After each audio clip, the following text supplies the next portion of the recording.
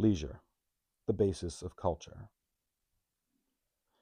But the gods, taking pity on mankind born to work, laid down the succession of recurring feasts to restore them from their fatigue, and gave them the Muses, and Apollo their leader, and Dionysus, as companions in their feasts, so that, nourishing themselves in festive companionship with the gods, they should again stand upright and erect.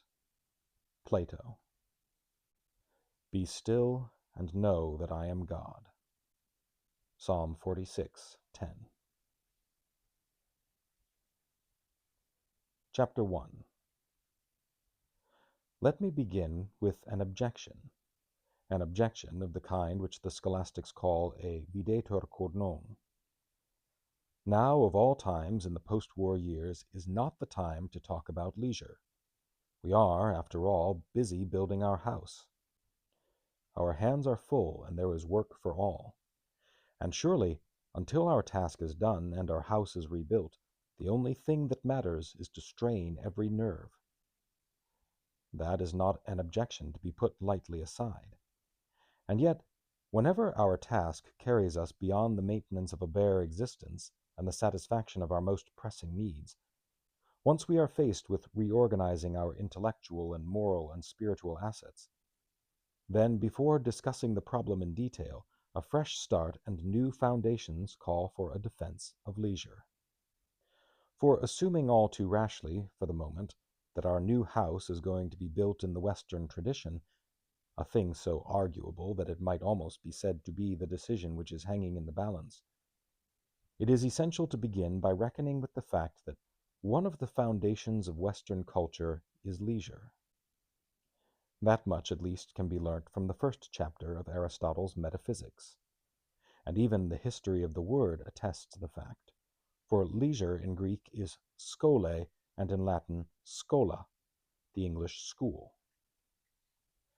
The word used to designate the place where we educate and teach is derived from a word which means leisure. School does not, properly speaking, mean school, but leisure. The original conception of leisure, as it arose in the civilized world of Greece, has, however, become unrecognizable in the world of planned diligence and total labor. And in order to gain a clear notion of leisure, we must begin by setting aside the prejudice, our prejudice, that comes from overvaluing the sphere of work. In his well-known study of capitalism, Max Weber quotes the saying that one does not work to live, one lives to work, which nowadays no one has much difficulty in understanding. It expresses the current opinion. We even find some difficulty in grasping that it reverses the order of things and stands them on their head. But what ought we to say to the opposite view, to the view that we work in order to have leisure? We should not hesitate to say that here indeed the world of topsy-turvydom, the world that had been stood on its head, has been clearly expressed.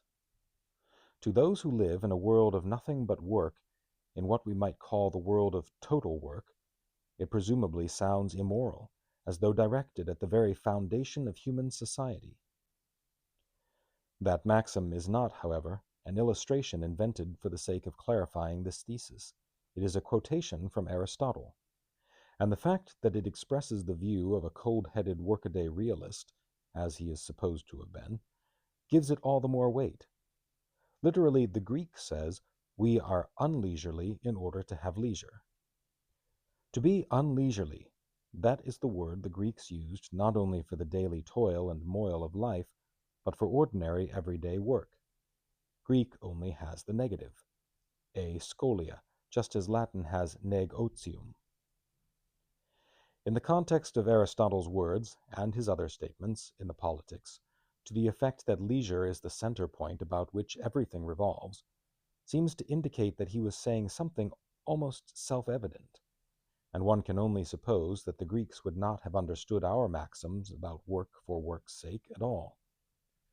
On the other hand, it must be evident that we no longer understand their conception of leisure simply and directly. This is perhaps the point at which to anticipate the objection, what does Aristotle honestly matter to us? We may admire the world of antiquity, But why should we feel under any obligation to it? Among other things, it might be pointed out in reply that the Christian and Western conception of the contemplative life is closely linked to the Aristotelian notion of leisure.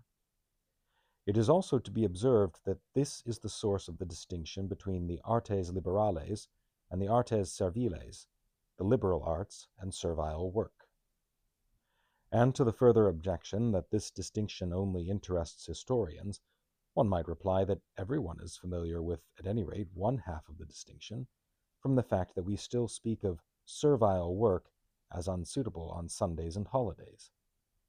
Though who nowadays stops to think that servile work and liberal arts are twin expressions, and form, one might almost say, the articulation of a joint, so that the one is hardly intelligible without the other?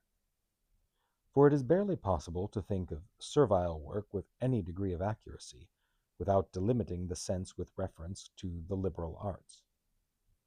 All this, and much besides, might be adduced to show that Aristotle is more than a name, though it is true that purely historical considerations are no basis for an obligation. But the immediate purpose was really to make it plain that the value we set on work and leisure is very far from being the same as that of the Greek and Roman world, or of the Middle Ages for that matter. So very different that the men of the past would have been incapable of understanding the modern conception of work, just as we are unable to understand their notion of leisure simply and directly, without an effort of thought.